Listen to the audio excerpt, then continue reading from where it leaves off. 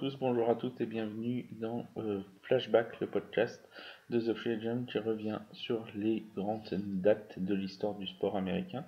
Et en ce 7 février 2022, nous allons parler de l'une des franchises historiques de la MLB, à savoir les Dodgers, et plus précisément de leur déménagement entre Brooklyn et Los Angeles. Car oui, les Dodgers que l'on connaît aujourd'hui sous le nom de Los Angeles Dodgers sont en fait nés de l'autre côté des États-Unis, sur la côte Est, à Brooklyn, dans la banlieue de New York, en 1883. Très rapidement, cette franchise va trouver son public, va s'implanter vraiment du côté de Brooklyn.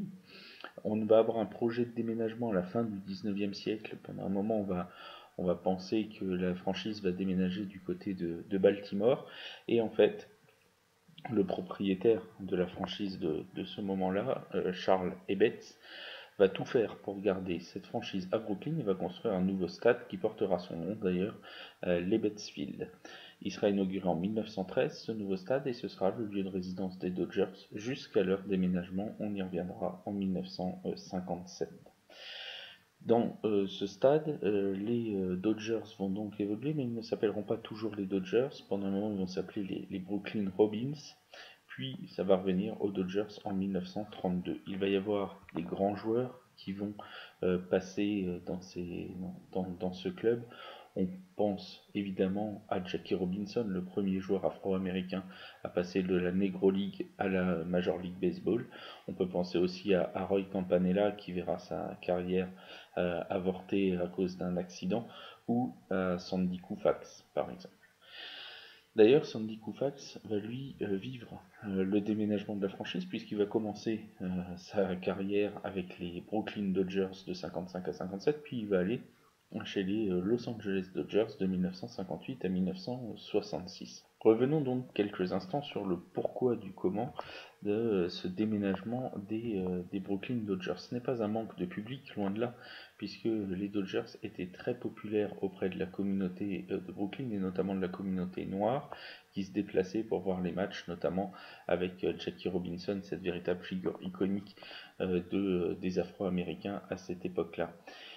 Ce n'était donc pas un manque de popularité de cette franchise, même il y avait une certaine fierté pour les habitants de Brooklyn d'avoir une franchise qui pouvait tenir tête aux Yankees, les grands rivaux du côté de l'autre côté du pont, du côté de Manhattan et du Bronx. Pourtant, cette franchise va déménager, notamment, il faut bien le dire, à cause d'une affaire d'argent. Le propriétaire de la franchise de l'époque, Walter O'Malley, voulait que son équipe évolue dans un plus grand stade, un stade plus moderne. C'est ce que lui offrira Los Angeles, et Los Angeles va aussi lui offrir un marché quasiment vierge à conquérir, et donc potentiellement plus de rentrées d'argent. C'est donc ainsi que en 1957, en octobre 1957 très précisément, le départ des Dodgers de Brooklyn vers Los Angeles est acté, et ce sera officiellement réalisé le 7 février 1958. Voilà pourquoi nous en parlons aujourd'hui. Ce déménagement des Dodgers, on le disait, ne va pas se faire dans le calme. La population de Brooklyn va se sentir véritablement trahie par ce déménagement et par la décision de Walter O'Malley. Ce sera une vraie blessure qui est toujours présente d'ailleurs chez les personnes aujourd'hui les plus âgées qui ont pu connaître ce déménagement.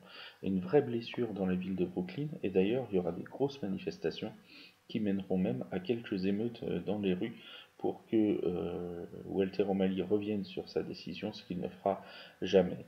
Et donc maintenant, depuis plus de 60 ans, les Dodgers évoluent du côté de Los Angeles. Merci à tous pour votre attention. On se retrouve demain pour un nouveau flashback sur The Free Agent.